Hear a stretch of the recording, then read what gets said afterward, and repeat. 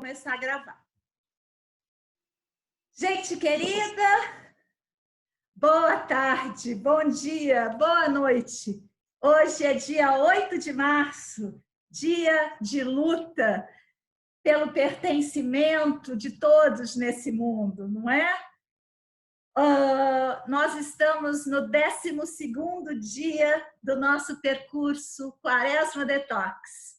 Acesse como cuidado de si, exercícios e experimentações para manutenção da fertilidade anímica. E hoje a nossa convidada é internacional, a Paula Romano.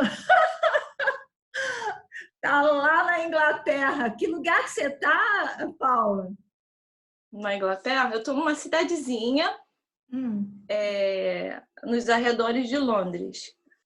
Muito bem. E a Paula vai falar para a gente, vai conversar com a gente com um dos nossos grandes desafios. Eu vou ler o que a Paula escreveu sobre ela mesma. Mas antes eu queria compartilhar com vocês o porquê que eu convidei a Paula.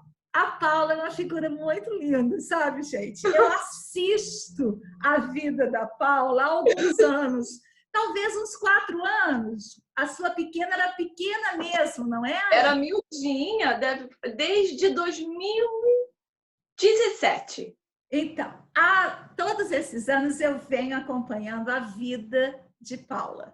A vida de Paula fora do país. Quantos anos você está fora do país?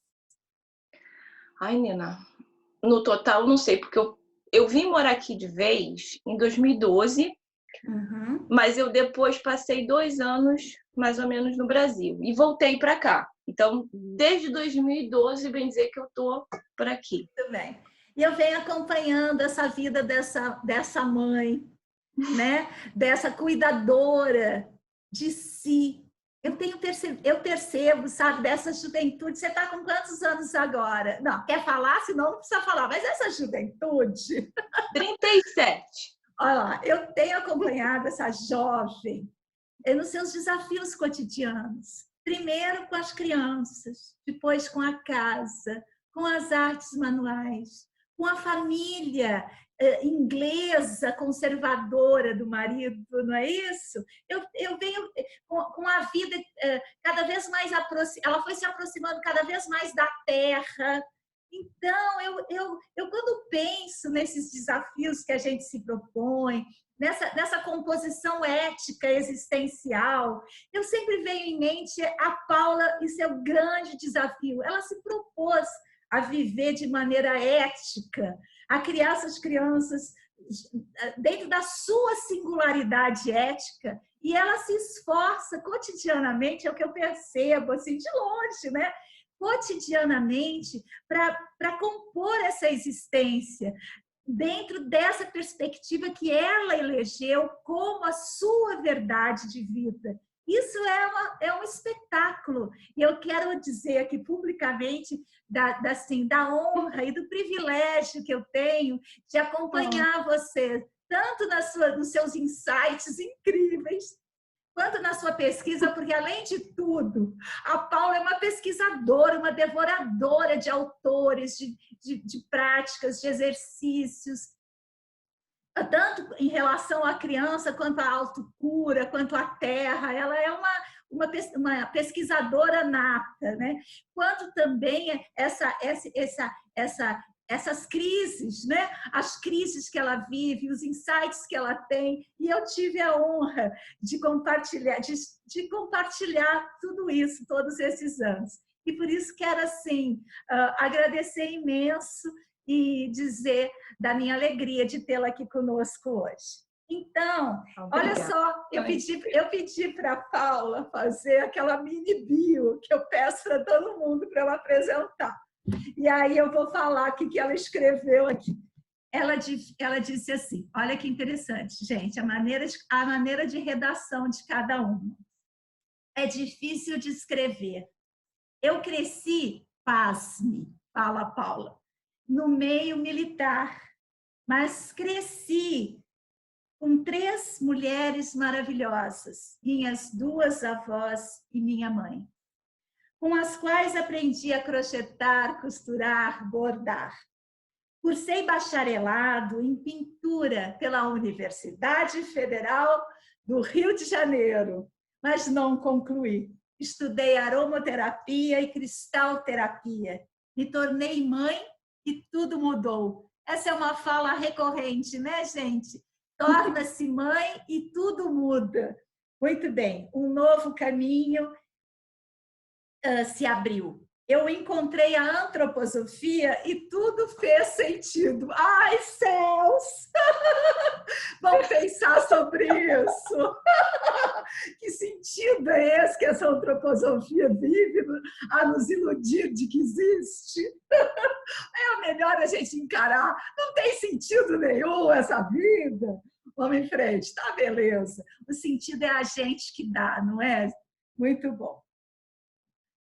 Talvez o aparelhamento, a máquina antroposófica nos permita a compor esse sentido junto ao mundo, de modo aberto, porque se ela fecha, aí não adianta, aí não é um sentido, né? Aí é um dogma. Ontem a gente falou sobre isso, eu estou com essa coisa na cabeça. Continuo com o texto de apresentação da Paula. Hoje faço educação domiciliar. Eis outra coisa que é um desafio constante, né? Educação domiciliar, segundo a educação steineriana. Você tinha colocado a pedagogia steineriana, e eu, no vício, coloquei educação steineriana, mas no seu texto, quando você passar... coisa. Não, aí é que tá. Não, é completamente diferente o conceito de educação do conceito de pedagogia. São coisas diametralmente opostas. Por isso que a gente adota, nesse novo modo de pensar a educação steineriana, o termo educação. Porque educação tem um outro lugar, talvez a gente possa falar disso. Vou terminar de ler seu texto. Peço desculpa por ter mudado, mas vai ser bom porque vai nos ajudar a falar sobre isso. Diz a Paula, sou artífice das linhas, cuidadora do lar e do plantio biodinâmico de parte do que consumimos. Ai, nossa, Paula, que coisa! Outra coisa que eu combinei com a Paula de fazer hoje é porque a editora IFEM, que é a que está editando também o meu novo livro, está fazendo uma tradução pior. É que sugeri para a editora traduzir um livro que a gente já... olha só o nome, que dureza. Os Fundamentos Espirituais dos Cuidados com a Casa. No original, você está com o livro aí, como que é no original? A gente está tentando achar um título que não fale dona de casa. Esse termo é péssimo. Ele fala, mesmo em inglês, que fala The Spiritual Tasks of the Homemaker. Homemaker é a dona de casa, né? E não sei se ele tem. Eu acho que tem o título, porque ele é alemão, né? Aqui, publicado originalmente. Lá também né? Também é dona de casa, né? Também. Mas se a gente pensar homemaker, como fazedora de casa, talvez a gente anime mais, né? Se anima mais, porque quando você pegar o homemaker, só o título por si, não, o homemaker não tem assim uma... Não vai dizer que é não quer dizer que seja mulher, pode ser homem. Mas a questão não é só gênero. A questão é que na palavra dona, já está embutido um monte de entulho que a gente não quer mais, não é? Dona, é que nem eu tenho visto nessa gente que adora pet, e eles sempre frequentam as linhas do tempo das nossas redes sociais. E aí eu tenho visto ele se chama, em vez de chamar dono do cachorrinho, tutor do cachorrinho. Eu falei, gente, tutor é tão ruim quanto. Mas a gente está buscando uma palavra, entende? Eu acho que as pessoas, de um modo geral, querem mudar a linguagem para que a gente consiga se descolar desses paradigmas que estão nos oprimindo, né? E a questão do dono é um pouco assim, né? O dono.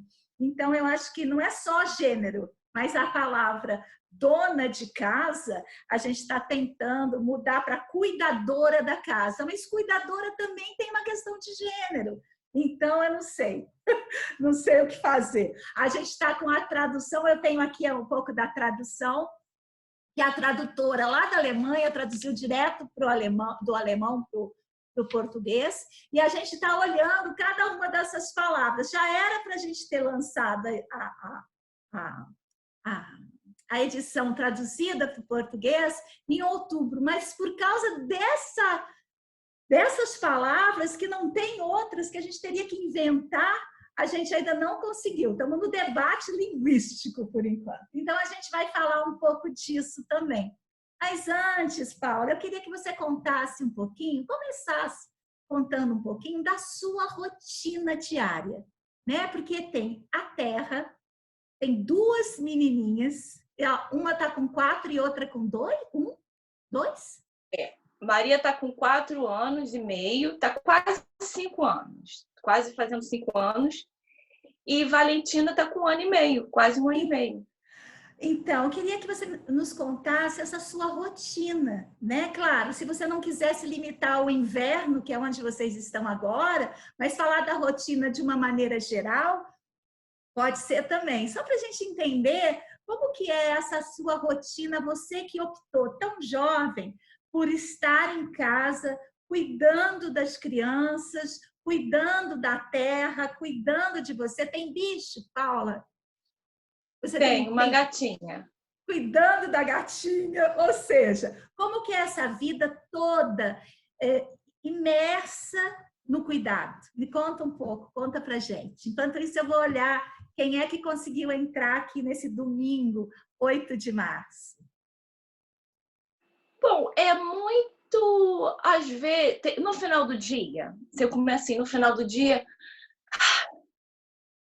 aí você olha para trás e vê o que fez, né?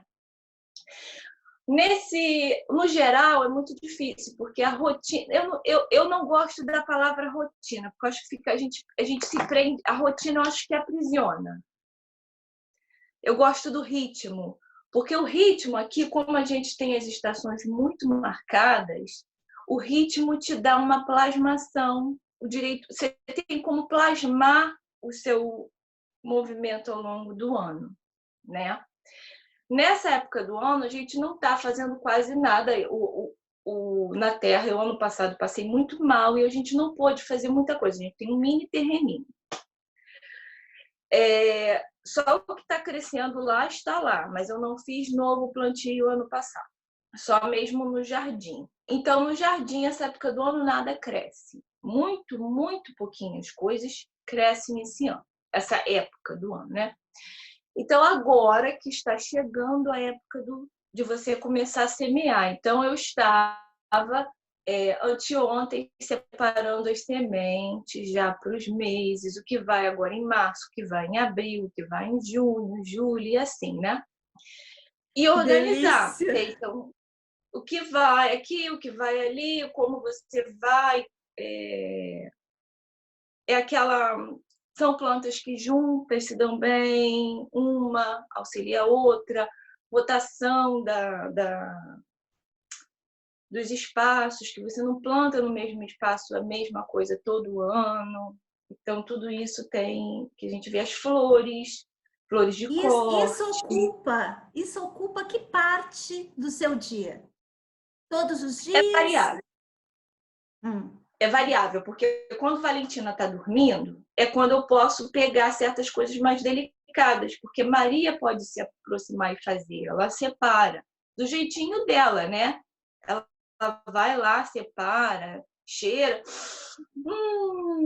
Passou a mão em um monte de lavanda outro dia, é meu, vou plantar. E ela planta E ela plantou ano passado, ela passou a mão aqui, umas sementes de maçã, plantou no jardim. Eu não sabia onde ela tinha plantado uma semente de maçã. Menina, nasceu, eu tenho 7 pés de maçã. A menina do dedo verde. A menina do dedo verde, eu tenho 7, acho que são 6 ou 7 pezinhos de maçã. Então, e varia, porque como a Valentina é muito pequenininha, a transição dela não tem assim um ritmo ainda muito certo. Então, é sempre vai assim, né? Em ondas.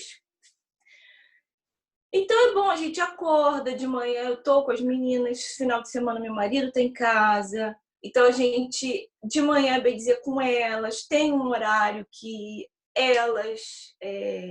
eu deixo elas brincando e vou fazer algumas coisas da casa, ou então tem horas que eu vou fazer algumas coisas na sala, porque no momento meu ateliê fica na sala, então elas estão ali ativamente. Se eu vou bordar, mamãe, quero bordar. Quero fazer, tudo tem que fazer junto. É assim, até a Valentina. Então tem. Então é mais ou menos, mas é variável. Eu não tenho eu não me eu tentei muito me prender a um ritmo por fazer educação domiciliar. Eu tentei me prender aos grãos da semana e não dava certo. Eu não estava seguindo uma vivência nossa. Eu estava seguindo um livro. Eu não Entendi. estava Legal seguindo uma isso. coisa minha. Então Uhum. eu falei assim, não quero mais isso não. Peguei aquilo tudo, guardei. Vamos ver o que acontece.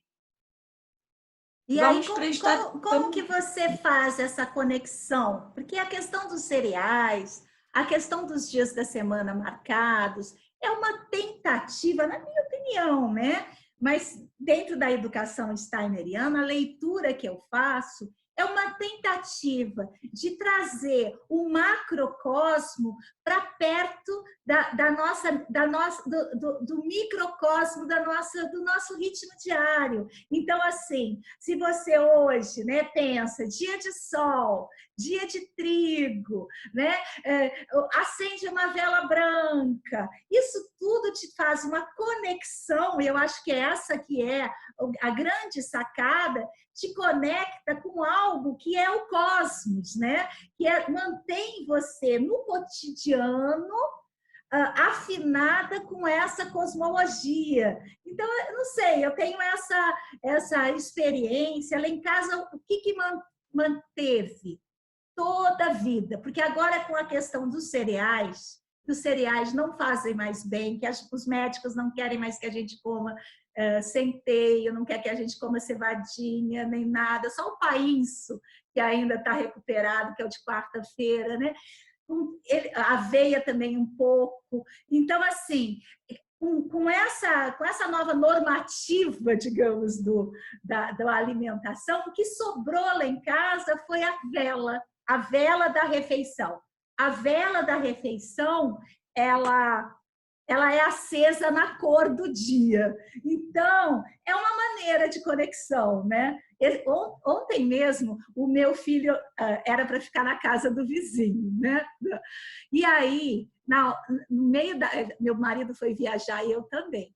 Ele está com quase 16 anos. E aí, ele deu um chapéu no pai e na mãe, ao invés de dormir na casa do vizinho, foi dormir em casa sozinho. E aí, no dia seguinte, me mandou uma foto. Café da manhã, omelete, banana, tudo lá. E o que tinha na mesa, o que ele fez? Também acendeu a vela azul, que é a vela de Saturno, que é a vela do sábado. E eu falei, até a velinha. E quando a gente está, como ele já está grandão, né? E a gente acende a velinha, de vez em quando ele faz aquela careta, sabe? Ai, essa coisa. Mas quando ele ficou sozinho, eu achei isso lindo, estou compartilhando agora. Quando ele ficou sozinho, ele acendeu a vela do sábado. Então, um pouco assim, né? Essa rotina, a gente vai se adaptando. O que você diria que você trouxe para se adaptar também a essa composição macro-microcosmos?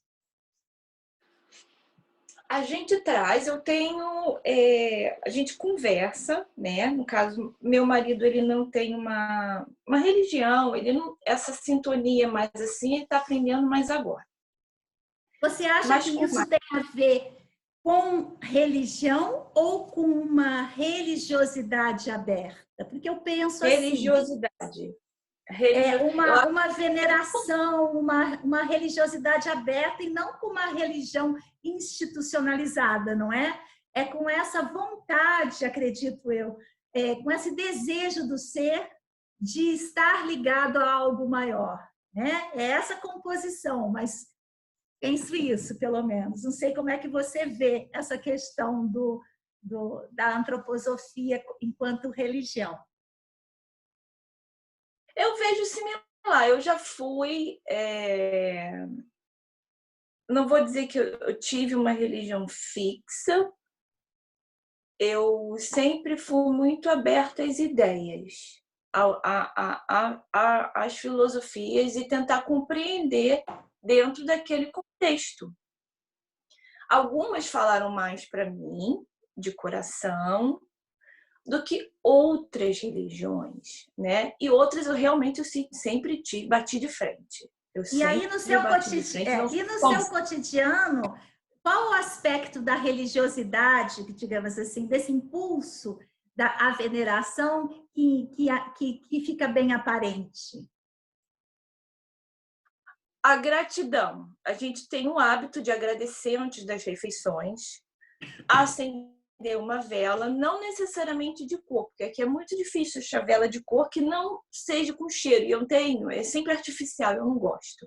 É porque aqui a gente tem as casas de Umbanda.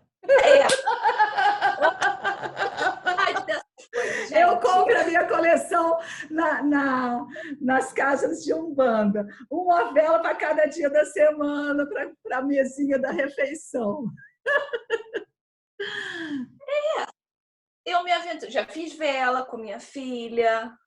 Eu acho, são pequenos a fazedura da vela, que a gente vai acender na hora da refeição. São pequenos atos que eu acho... Você faz a mesinha de época, a casinha de época, a mesa de época? Você tem esse hábito? Tenho esse hábito. Com a nossa mudança, a minha mesa de época se resumiu a uma coisinha de crochê desse tamaninho na mesa de... Deixa eu explicar o que é a mesa de época. Que a gente tá... Vamos explicar o que é a mesa de época. Então, a mesa de época é um cantinho ou um lugar na casa, ou normalmente na salinha de aula, né, da educação infantil, especialmente, mas também nos primeiros anos do ensino fundamental. E se a professora é poderosa, ela segue até o ensino médio com isso, mas eu não tenho visto, não. Que coloca justamente essa mesma relação macrocosmo-microcosmo. Então, a mesa ela segue temática, acompanhando as épocas do ano, né?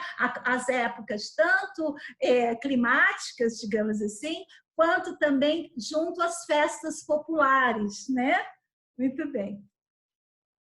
Sigamos aí na rotina, porque hoje eu estou tagarela. Vou deixar você falar mais. Vamos finaliza a sua rotina para a gente entrar no livro. Então tem essa conexão o sol que vai dormir, a lua que vai acordar, essa transição do dia que eu faço através de musiquinhas ou de histórias, que não necessariamente... Isso tudo entra na sua educação domiciliar. Você está atenta a isso. Elas são pequenas para alfabetização, essas coisas ainda são pequenas. Mas aí na Inglaterra já tem uma alfabetização a partir dos 3 anos de idade, não é? Já começa. A pré-escola começa a partir, eles dizem que não, que vai só para brincar aos 3 anos, mas realmente já tem contato tá lá na parede, A, B, C, D, babá, e tem o contato. O que é isso? Isso é um A. E não tem uma vivência lá. E você pretende, Paula, continuar com a educação domiciliar? Como é que é esse enfrentamento seu aí com a questão da escola? Já deve estar tendo uma pressão em cima de você, não tem? Familiar ou mesmo social? Tem. As pessoas perguntam, ela já vai para a escola? Ah, não, ela vai começar esse ano, né? Eu, não. Com médicos, da família não tenho pressão, né? Já houve comentários, mas pressão a gente realmente não sofre. Mas existe uma pressão invisível que está lá, a sua filha, porque minha filha ela é muito ativa, muito ativa. E tem uma pressão que fala, não tem limite. Já plantou até macieiras. Não é uma criança, vamos dizer assim, selvagem, mas eu acredito, e se eu vou continuar, sim, a contragosto de muitos, sim, mas não para sempre, não até elas não ficarem grandes, porque eu tenho a intenção de que, de uma certa idade, eu colocá-las na escola Waldorf, da educação. A gente fala Waldorf, né? Porque já está tão assim. Não, é Waldorf. A escola é Waldorf. A escola é Waldorf, porque você Apesar acredita... que aí chama-se escola Rudolf Steiner, não é? Depende. Depende. A pública, com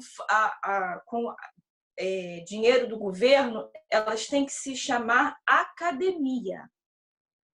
Ah, é? Agora, quando é particular, elas têm vários nomes. Não, mas eu digo assim, as escolas Waldorf, daí, elas são chama educação de Rudolf Steiner, não é assim? Escola Steiner? Escola Steiner. Normalmente Steiner. não fala Waldorf aí, né? Aí não, eles falam, eles chamam aqui a gente de os Steiners. Aqui a gente não foi chamado ainda de Steiners. Ai, que dureza. Ai, gente. Muito bem, vamos falar do livro? Vamos falar um pouquinho do livro? Os Fundamentos Espirituais dos Cuidados com a Casa. É o nosso título provisório, né? Então, na tradução literal, seria Os Fundamentos Espirituais da Dona de Casa. Eu sempre usei esse livro, um pequeno trecho dele, porque é engraçado que esses dias você me falou, estou numa relação de amor e ódio com esse livro. Eu também. Então, o que eu faço? Quase ninguém falou dessa relação dos cuidados com a casa na perspectiva de antroposofia. É o único livro que eu conheço sobre isso. Então, se é a única referência que a gente tem que ir nela e tirar o melhor que é possível para a gente compor o nosso pensamento, né? E nesse sentido que eu sempre usei essa referência. Mas é claro que a gente tem que pensar que o autor é um pastor e um homem. Não é? Ai, gente, não é fácil, não. Um pastor da comunidade dos cristãos, que a gente tem que também dizer que existe uma religião que é inspirada na antroposofia, que é uma religião que ela traz no seu bojo, digamos assim, um certo ecumenismo, né? Ela quer ter um viés ecumênico, que é muito bonito, mas o livro ele vem de dentro de uma célula, para a gente falar assim, religiosa. Não é uma célula terrorista, mas é uma célula religiosa. Então, a gente tem que olhar sempre a partir de uma postura crítica, né? Aliás, tudo que a gente lê tem que ser assim. Então, conta um pouquinho das suas impressões do livro que deve estar lançando ainda esse semestre. Olha, eu comecei a ler, eu comprei ele em 2017, usado, né? Ele já não tem mais para vender assim. como é que a gente chama? Já novo, né? Não tem, já saiu de novas edições. Não tem novas edições. Então eu comecei a ler e eu fiquei muito irritada toda vez que eu defrontava, eu encontrava com ela precisa encontrar um caminho. Isso, fechava o livro, botava ele na parede. Não, e comecei de novo, pelo menos 3 vezes. Esse ano eu falei assim, não, eu vou terminar. O livro está estudado aqui, ó.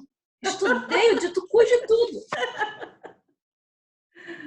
Então, as minhas impressões, eu achei assim, é uma coisa que você tem que ler, como você ontem falou, você tem que ter muita crítica em cima do livro. Porque, senão, é um livro que ele vai te aprisionar dentro daquela ideia que ele fala.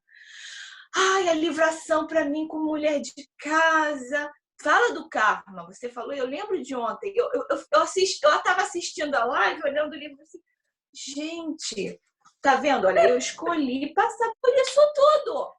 A gente escolheu, né? Escolheu ser oprimida, escolheu ser abusada, escolheu vir mulher.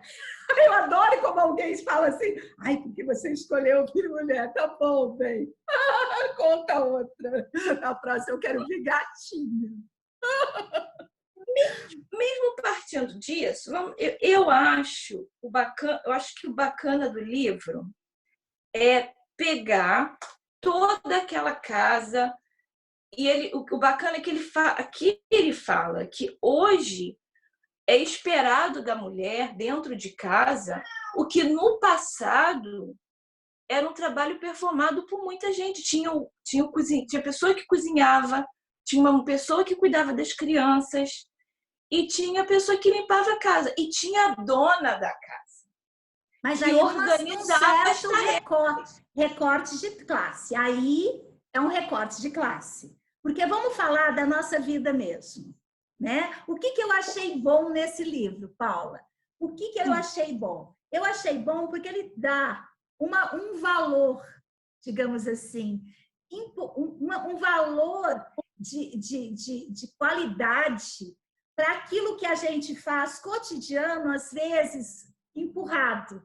Então, para nós, quando ele coloca a relação dos cuidados com a casa, né, nessa dimensão espiritual, é uma coisa incrível. Quando ele cita Steiner, ele fala assim uma coisa que eu gosto de trazer.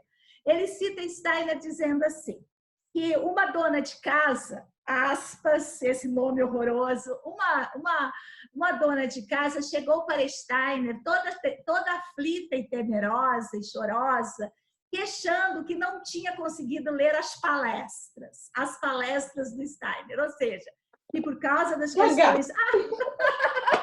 Falei eu queria ver gatinho. Olha só, ai que linda.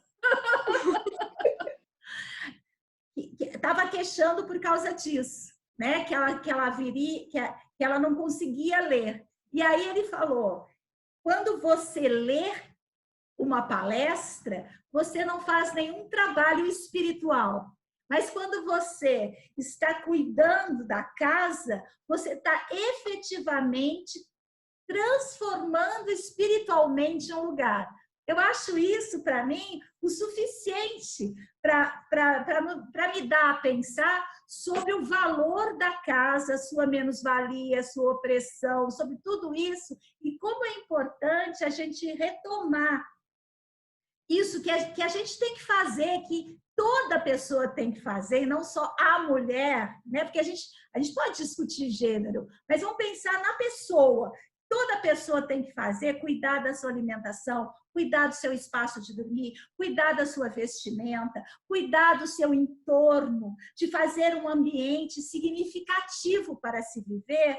Como isso é muito mais espiritual no sentido de crescimento do ser, de colaboração efetiva para a ampliação da potência da vida do que a leitura da palestra. Para mim, é isso que esse livro traz como composição. Claro, a gente pode datar, né, a leitura, colocá-la no recorte de classe, a gente pode pensar em tudo isso, mas pensando em nós, seres do contemporâneo, e nossa vida, porque senão tudo nosso é terceirizado. A nossa roupa é terceirizada, a nossa comida é terceirizada, tudo é terceirizado. A gente colabora para um modo de vida que é a pequena alma, né? E a gente vive num estado de usuário e não de homemaker, digamos assim, de fazer casa, né?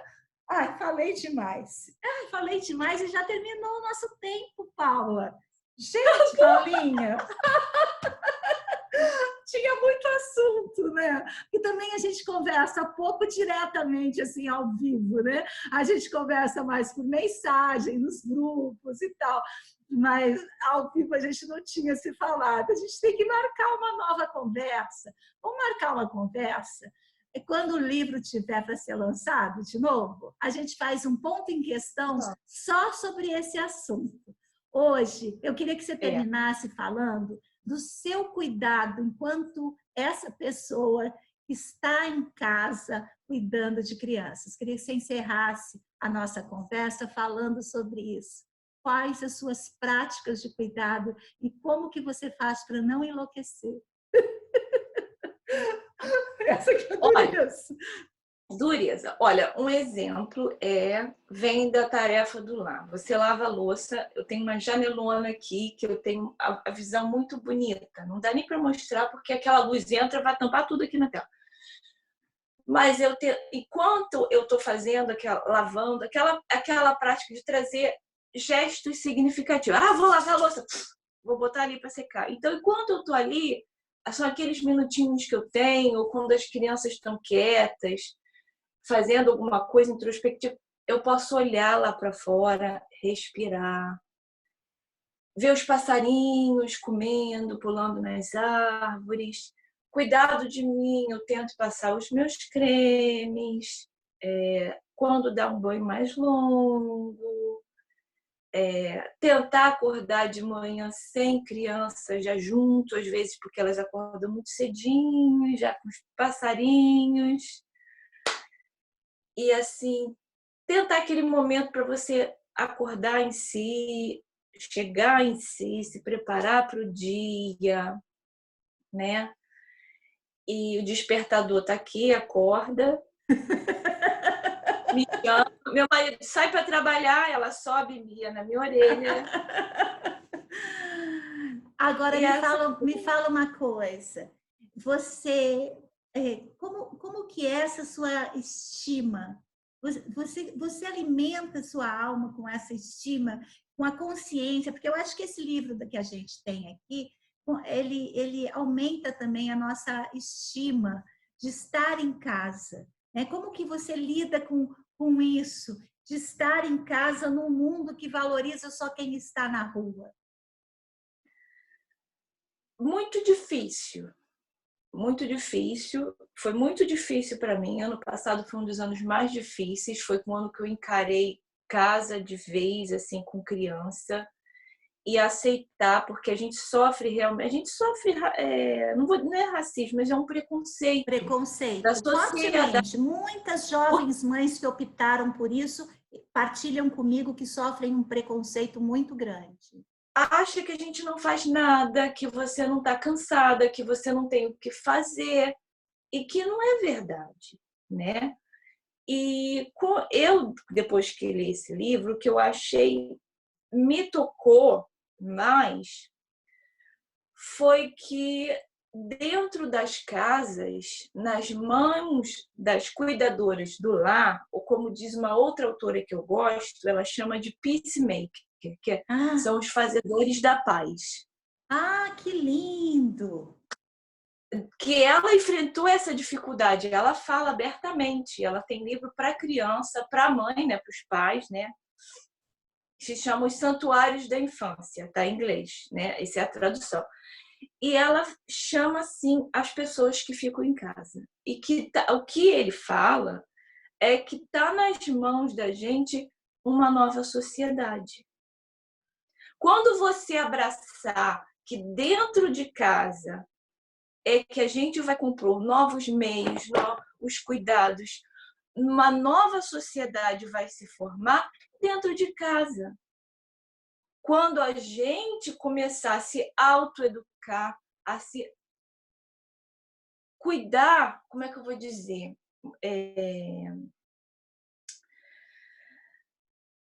Lá na Eleonor Luzes, ela chama... Como? Fala de novo. O seu eu. O seu Isso. Verdadeiro eu.